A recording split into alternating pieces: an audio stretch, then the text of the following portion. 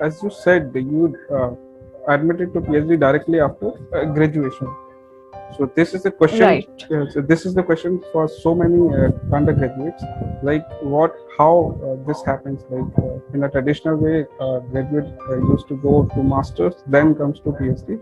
So since you have followed this path, so you can clearly explain how this process works. Yeah, so it's a very nice question. Like people generally ask, and when I tell to my relatives and all those people, so they also ask me, okay, what are you doing? So I'm saying I'm doing PhD. So they'll say, where did you get your MTech? So I say I didn't done my MTech. People are not much aware about this particular scheme where the one can do the PhD direct after their undergrad, and I also felt the same. So like when I was in my bachelor, I was also not aware about that particular part, and in India we call it a direct PhD program that one can pursue after completing their BTech course. So these schemes particularly like those who are clear about pursuing career in the research and academics.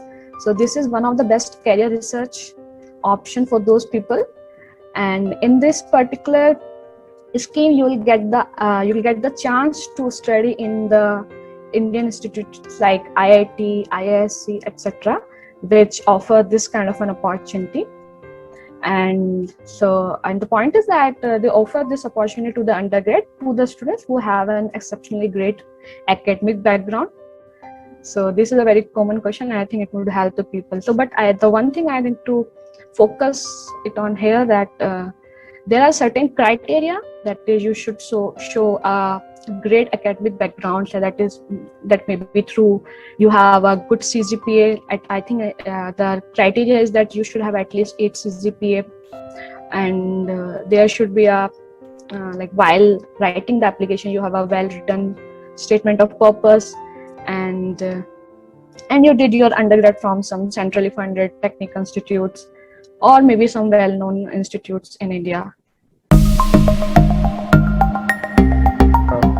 At this stage in graduation, while pursuing graduation, people are more or less not very much specific or sure about the career they want to do.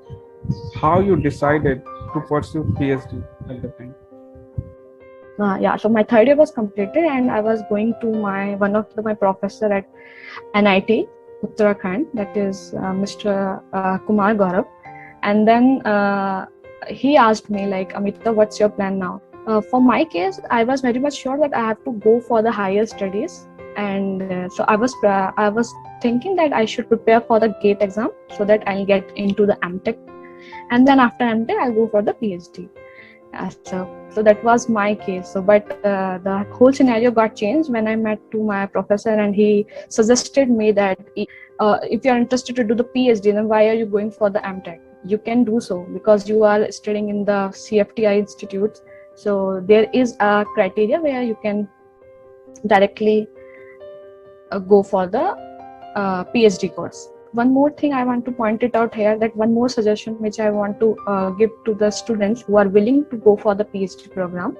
So I suggest that if their end goal is to go for the PhD, then doing the MTech will just add 2 more years to their research duration, which they can get rid of if they are wanted to. If they are interested to do MTech and PhD, it's their call. But as like what I can suggest that if their end goal is to go for the PhD, then they can apply directly to the PhD program, because you understand that when we come to the PhD as a direct PhD scheme, we have to do a certain more courses compared to the MTech people. So the criteria is that if the student who are coming just after their MTech, they have to, let's say, do some X number of courses. But if the subject, or if the student has done their undergraduation, then they have to do 2 times the number of courses. That is a 2x number of courses they have to do. So the point is like it's equivalent that the courses which you do your MTech is anyhow you have to do in your PhD. So adding 2 more years won't make much sense to me, at least. how much it enhances the performance and the motivation of a researcher when he or she gets a chance to present her work in his or her work in these big conferences. So exposure is very important in in a life of researcher. Without exposure, you just live in a nutshell. You do your work, even your work would be very good, but you don't get chance to present and basically communicate with the researchers who are working in a similar domain. As of my case, I traveled around, I think, 3 countries like Singapore, to Hawaii, like 2 times to United States, and there I presented my work, and this basically enhanced my confidence to a next level. Now I am comfortable discussing my ideas, my particular hypothesis, maybe which may be going to uh, going to make a maybe the difference in the near future. So this is something which I learned going to the international conference, I think, and I suggest everyone who got a chance to go abroad to present their work, they should go. But nowadays, maybe due to Corona or something, those things you not be able to go. So one of my conference was like that only. So it was supposed to be in the Netherlands, but due to the Corona, I was not able to go for that, and it got converted to the virtual event. So maybe when everything gets okay, and then one should always look for those opportunities, and also to present their work as much as they can, to discuss their ideas, because this because sometimes what happens is when we think in ourselves, we just go in a normal direction, but when we explain the things to others, we get to ask ourselves that, oh, I haven't think about this particular direction, what I will if I will just explore this particular direction. So this is something which I also felt, and may you also get some good ideas from the others.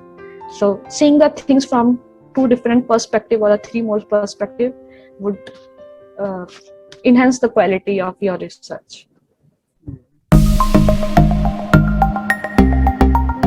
Tell me about your experience when you enrolled to PhD until now. Yeah, sure. How much time you have completed till the essence they are enrolled? Yeah, so I joined.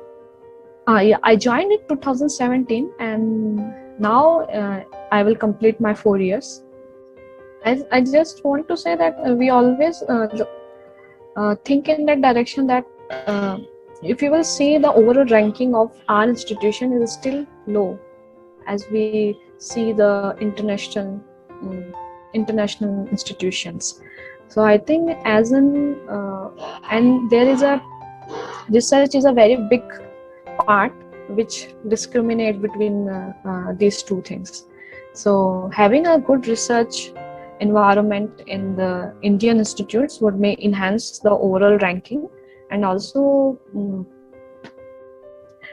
would maybe attract or like the students to join the research program. So as per my experience, what I felt is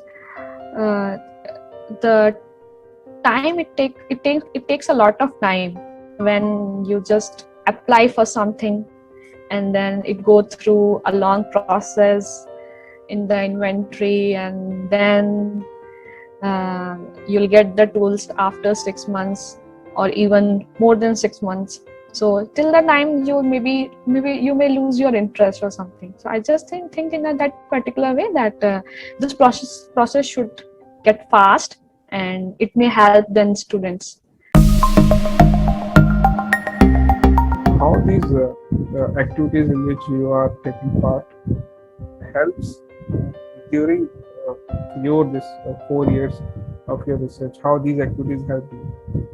So I think it's very important that you have some extracurricular activities with you. Like it can be anything, it can be sports, it can be dance, or maybe the photography or something, like whatever makes you feel better.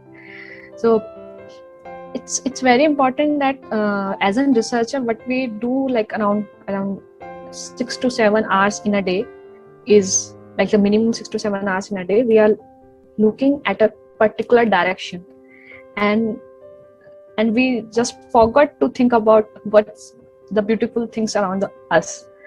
And so which makes us feel maybe monotonous, or maybe like sometimes when the things are not going well in your way, then you may feel maybe a little not you may not feel good.